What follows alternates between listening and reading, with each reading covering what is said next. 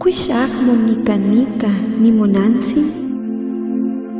Es esa mujer vestida de sol con la luna bajo sus pies, está a punto de dar a luz.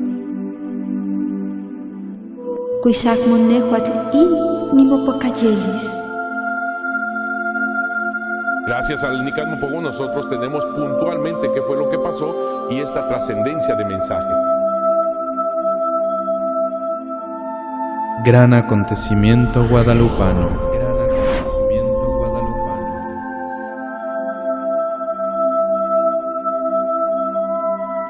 Hermanas, hermanos, qué gusto de que estén en su programa Gran Acontecimiento Guadalupano. Como siempre les digo, sintonicen a sus amigos, a sus familiares, para que vengan juntos a ver la verdad de Santa María de Guadalupe. De la mano de ella, lleguemos a aquel que es el camino, la verdad y la vida, Jesucristo nuestro Señor. Él es el Redentor, Él es quien salva, Él es quien sana. Y precisamente va sanando nuestro corazón como pueblo. Va salvando nuestra vida, va sanando nuestra condición también como católicos, va sanando hasta lo más profundo del ser.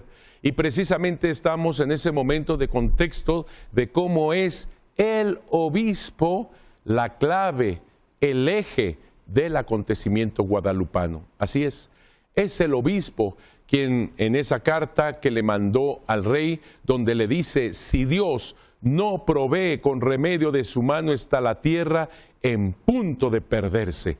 Y cómo ese fue realmente una exclamación, una aclamación, una petición desde el corazón del pastor para su grey. Por eso es muy importante que tengamos en cuenta que es el obispo el eje del acontecimiento guadalupano. Te lo digo de otra manera, el obispo es la cabeza de la iglesia, el obispo es al final de cuentas quien representa a Jesucristo nuestro Señor, así que es Jesús, al final de cuentas es Jesús el eje del acontecimiento guadalupano, en una eclesiología perfecta, como te lo decía. Es el laico al primero que llama a la Virgen Santísima de Guadalupe y lo hace partícipe, lo hace motor, lo dinamiza en esta historia de salvación. Pero es bajo la aprobación del obispo. Así que es una eclesiología perfecta. Vamos a entrar ahora a desarrollar cómo fue este encuentro entre Dios y los seres humanos a través de Santa María de Guadalupe, tomando como línea conductora, como hilo conductor, el Nican Mopogo. Este documento, manuscrito por Antonio Valeriano entre 1545 y 1548, antes de que muriera Juan Diego. Juan Diego daba este testimonio y Antonio Valeriano lo ponía en manuscrito. Como te dije ya en algunos programas, es un manuscrito que tiene caracteres latinos. Poquísimas personas podían leerlo en el siglo XVI, ya que eran poquísimos los que entendían caracteres latinos. Sonido náhuatl, poquísimos sabían el sonido náhuatl con caracteres latinos, o sea, no podían leerlo ni los españoles, entenderlo, ni leerlo los indígenas. Por eso este documento queda como una especie de cápsula del tiempo, por decirlo de alguna manera. Nos ayuda, es una gran fuente, por supuesto que sí, es una gran fuente, porque gracias a este documento nosotros tenemos puntualmente toda la historia, todo lo que pasó, todo lo trascendente de cada una de las expresiones de las palabras, como lo vamos a ver a continuación. Pero no es la fuente primigenia. Así que nada de que Antonio Valeriano hubiera inventado toda esta historia y poner tal o cual texto en la boca de Juan Diego o en la Virgen de Guadalupe según la cultura, y entonces Antonio Valeriano inventando cómo sería esta especie de escenografía evangelizadora, como antiguamente se tenía entre los frailes para dar una evangelización, una especie de pastorela, una especie pues de escenografía en 3 actos y cosas por el estilo. Nada de eso, nada de eso. Es una historia portentosa, es una historia que trasciende y vamos a verla a cada momento. Entonces, lo que yo estoy diciendo es que la fuente primigenia es el testimonio oral comenzado por el máximo de los participantes en todo esto, uno de los protagonistas más importantes, como es San Juan Diego Cuauhtlatoatzin, asimismo su tío y todos aquellos que vivieron esta historia. Segundo, es por la misma imagen.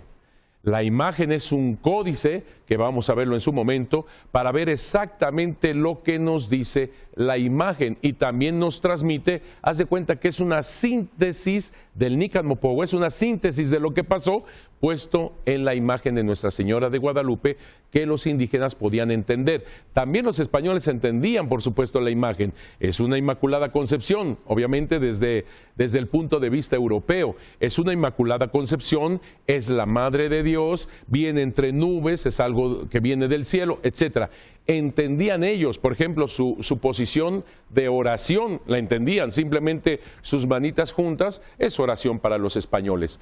Pero al mismo tiempo está hablándoles, por decirlo así, está hablándoles a los indígenas que no solamente la contemplaban, sino que la leían, que es muy importante.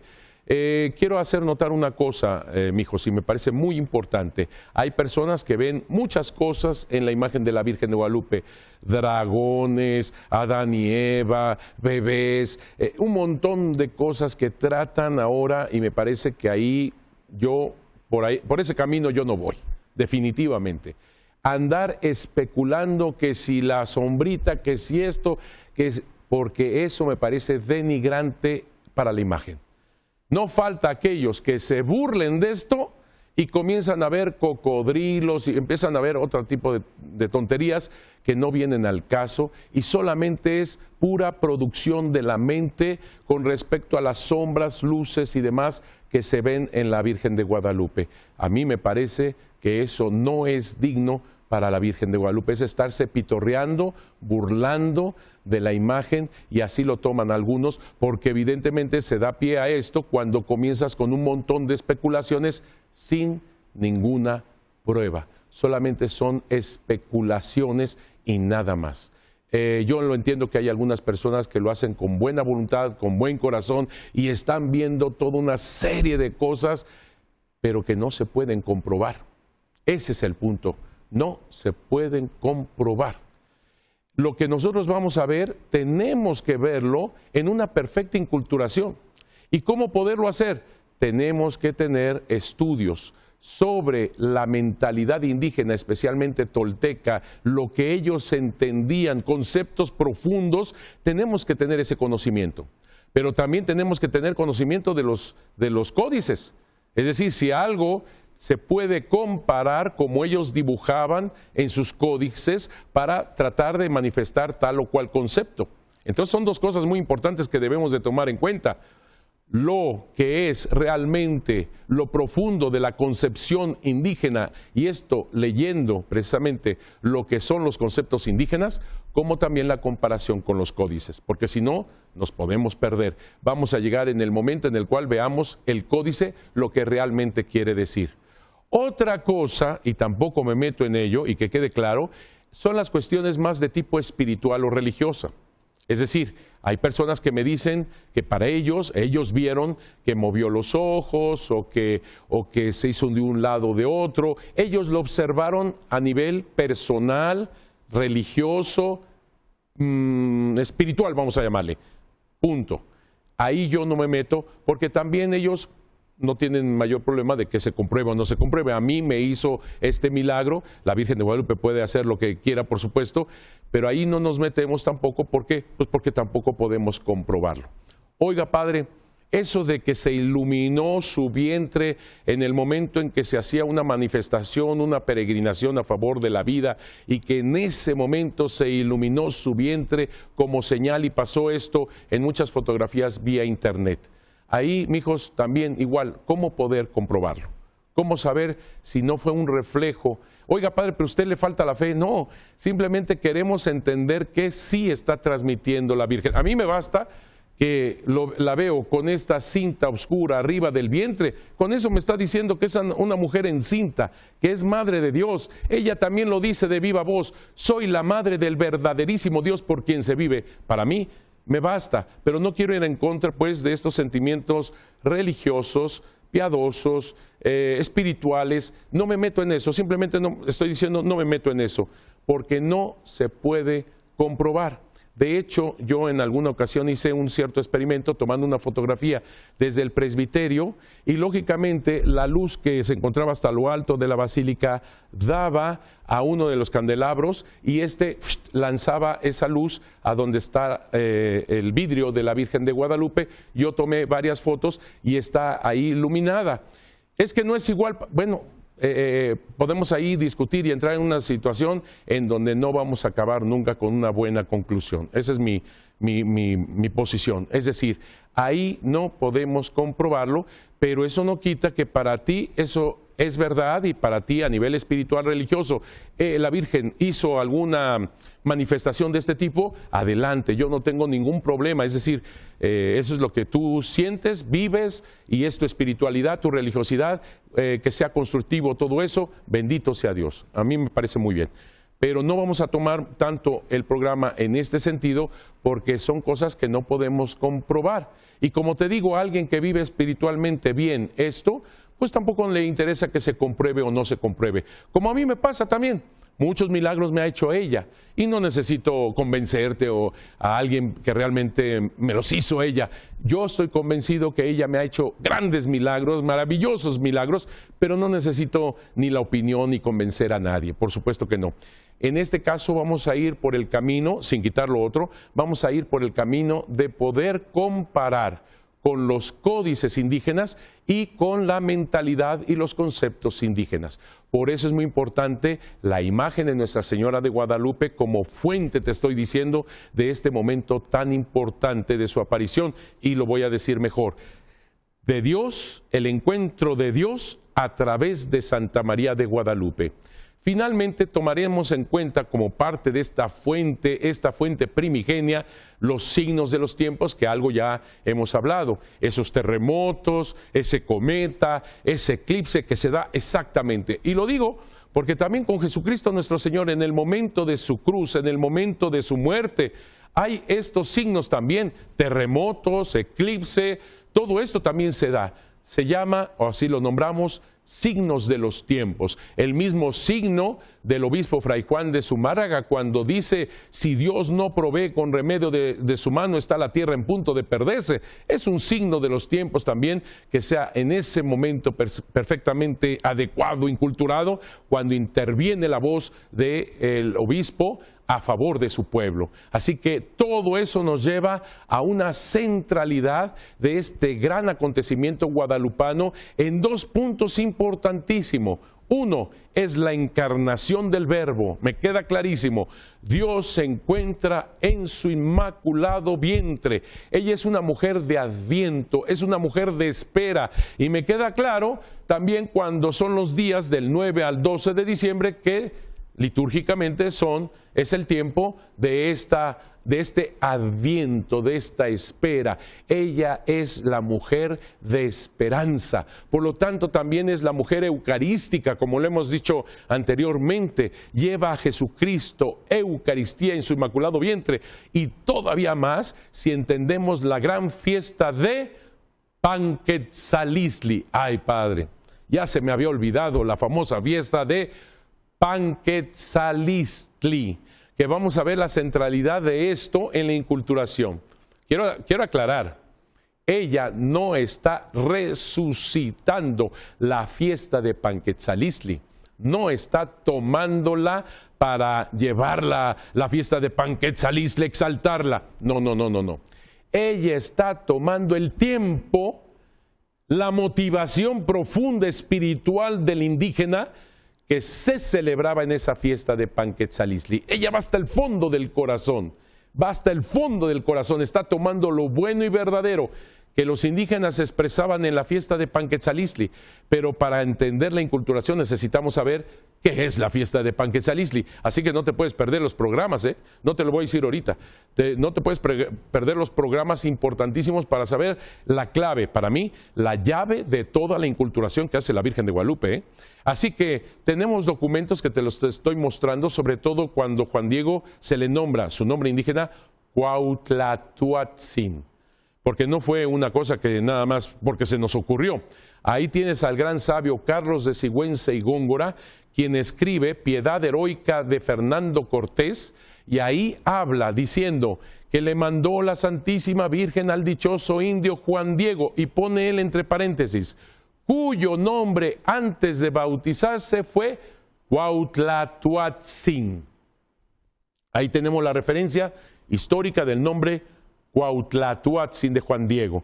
El mismo Carlos de Sigüenza y Góngora, en esta misma publicación, en la página 32, nos asegura que el Nican Mopogua, que como te digo es el documento, ya después, digamos, en 1545-48, después de que Antonio Valeriano está escuchando a Juan Diego y lo plasma en este manuscrito, es Antonio Valeriano, porque siempre hubo una discusión sana, bueno, no fue ningún problema, pero una discusión sana de que si era Antonio Valeriano o una serie de indígenas quienes hicieron el Nican Mopogua.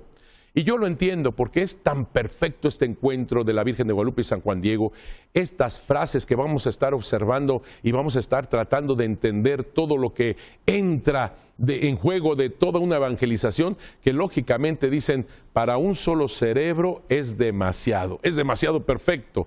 Y entonces empieza la elucubración. Desde Ángel María Garibay, el gran sabio Ángel María Garibay, decía que el Nican Mopogua podría haber sido hecha por varios indígenas de la escuela de Tlatelolco. Pero ni Ángel María Garibay, ni mi amigo, porque lo sigo considerando mi amigo, Jorge Trasloceros, que me debe unos chilaquiles con huevito que se me enfriaron en aquel desayuno cuando estábamos ahí dialogando de esto, y yo veía nada más mi desayuno, yo quería entrarle, pero el amigo me decía, es que el Nican Mopogua fue hecho por varios indígenas, y yo le decía, no, Antonio Valeriano, es que es tan perfecto, pero yo le decía a Jorge Trasloceros, a ver, ¿de qué punto a qué punto es de una mano diferente? ¿De qué punto a qué punto es otro cerebro? ¿De qué punto a qué punto es otro indígena? ¿De qué punto a qué punto es otra mano? Es que es perfecto. Pues sí, es perfecto, pero volvemos a lo mismo. No fue un invento ni siquiera de Antonio Valeriano, sino que es un hecho de la historia que recoge después Antonio Valeriano. Es una cosa distinta. Claro que Dios interviene de una manera perfecta, te digo, perfectamente inculturada. Claro que sí. Perfectamente inculturada, porque es una intervención de parte de Dios en la historia, que después recoge Antonio Valeriano. Por eso aquí te muestro un documento, porque Ángel María Garibay y mi gran amigo Jorge Trasloceros, bueno, pues muéstreme dónde está un documento que hable de que son muchos los que intervinieron, mientras que te estoy poniendo aquí a Carlos de Sigüenza y Góngora, quien escribe, digo y juro que esta relación, hablando del Nican Mopogua, hallé entre los papeles de don Fernando de Alba, que tengo todos, dice Carlos de Sigüenza y Góngora, y que es la misma que afirma el licenciado Luis Becerra en su libro, página 30 de la Impresión de Sevilla, haber visto en su poder. El original mexicano está de letra de don Antonio Valeriano, indio, que es su verdadero autor. Así que ahí tienes un documento que nos está hablando que es Antonio Valeriano. Y en esos años que te estoy diciendo, 1545, 1548, no faltó aquel que dijo, no, es más tarde. Por ejemplo, Miguel León Portilla nos habla que podría haber sido en 1556. Yo ya hablé con Miguel León Portilla, por supuesto, y le dije que no me parecía que el escrito del Nican Mopogua fuera en 1556. Lo que pasa es que en el fondo está tratándome de decir que todo ha sido un tinglado inventado por Alonso de Montúfar. ¿Sí? Si tú viste los programas pasados, te recordarás que supuestamente achacaba un fraile tan importante como el prior en 1556, Fray Francisco de Bustamante, culpando a Montúfar en 1556 de haber mandado pintar la imagen a un indio Marcos, te lo recuerdo. Miguel León Portilla, con esa aseveración de que el Nican Mopogua haya sido escrito en 1556, pues lógicamente está tratando de plantear que fue Alonso de Montúfar quien pidió a Antonio Valeriano que escribiera una historia dedicada a una pintura recién pintada por Marcos, y una historia adecuada a la imagen y entonces supuestamente Montúfar fue el que le pide a Antonio Valeriano que escriba una historia. O sea, todo es un complot, todo es una cosa que se realizó gracias a Alonso de Montúfar. Caray, ojalá Montúfar tuviera la sabiduría de Dios con esa inculturación. No, imposible. Ya lo hemos estado viendo y vamos a ver más sobre este tipo de cosas. Así que yo hablé precisamente con Miguel León Portilla sobre el asunto. Claro, él me dice, yo nada más puse una fecha 1556, más o menos acercándome. Pero algunos otros dicen, es que Antonio de Valeriano debería de haber sido más viejo, más sabio, para poner esa perfección en su escrito. Te voy a decir una cosa. Ni aún teniendo 200, 300, 400 años, Antonio Valeriano podría haber escrito, inventado algo semejante. No, y tú lo vas a ver, tú lo vas a observar. Así que la fuente primigenia es quien vivió la historia, Juan Diego y todos esos testigos. La imagen también forma parte de esta fuente primigenia y los signos de los tiempos. Antonio Valeriano lo que hace es escribir el Nican Mopogua. Gracias a todo esto, él puede ponerlo de manifiesto, pero nunca inventarlo. Otra cosa interesante con el Nican Mopogua es esto. El Nican Mopogua, te recuerdo, se encuentra la copia más antigua en Nueva York, en la colección Lenox del Archivo Público de Nueva York. Ahí se encuentra la copia más antigua, está clasificada precisamente en 1545, 1548. Finalmente te quiero decir un señalamiento muy concreto, pero va ayudando para irnos aclarando. La Virgen de Guadalupe nunca tuvo un nombre indígena, Quetzalalupe o Tecuatzalalupe o una cosa por el estilo. Tan es así que este documento, el Nican Mopogua, escrito con náhuatl, caracteres latinos, pero con sonido náhuatl, pone Guadalupe. Ahí está en el documento, te lo estoy incluso subrayando. Dice Guadalupe. Si la Virgen de Guadalupe hubiera tenido un nombre indígena, hombre, en el Nican Mopogua sería el mejor lugar para poner exactamente el nombre indígena. Sin embargo, no es así. Habla de Santa María de Guadalupe. Y otra cosa, el nombre completo no se lo da Juan Diego, no, se lo da nada menos que al tío anciano, Juan Bernardino. Lo vamos a ver en su momento. Vamos a iniciar, si te parece, la lectura de este Nican Mopogua, por lo menos la introducción, porque ya me están diciendo que falta ya un minuto, y bueno, caray, estos programas de veras se me van volando, pero la introducción dice, aquí se narra, eso significa Nican Mopogua, aquí se dice, aquí se narra, se conjunta como hace poco de manera portentosa, está diciendo hace poco, así que 1545, 1548, efectivamente es hace poco. Ahí están todos los datos, poco a poco vamos a ir desmenuzando toda esta historia. Ya me dicen que nos tenemos que ir, que nos tenemos que despedir. El próximo programa vamos a entrar fuertemente a esta historia trascendente. Que Dios los bendiga mucho. Cuídense mucho, que Santa María de Guadalupe me los guarde, especialmente un saludo y una bendición a todos sus enfermitos. Que Dios los bendiga mucho, los quiero mucho y nos vemos el próximo programa.